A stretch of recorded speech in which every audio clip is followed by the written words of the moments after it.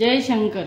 चला आज आपण बटाटा साबुदाण्याची चकली बनवूया। त्यासाठी आपण 3 ते 4 किलो बटाटे कुकर मध्ये पाणी घालून उकडून घेऊया। आपण साबुदाणा वाफवून घेण्यासाठी पाणी गरम करायला ठेवले आहे। त्या पाण्यावर एक चाळणी ठेवून घेऊ। चाळणीमध्ये भिजलेला साबुदाणा घालून घेऊ।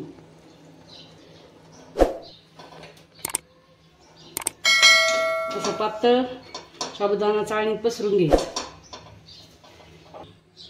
अशा प्रकारे आपण साबुदाणा चाळणीत घालून घेतला आहे। त्याच्यावर एक झाकण घालून घेऊ आणि वाफवून घेऊ। अशा प्रकारे आपण बटाटे किसून घेतले आहे।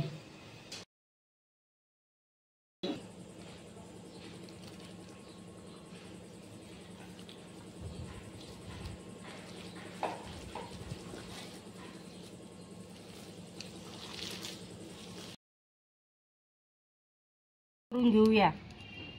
हे पहा अशा गोल चकली करून घ्यायची।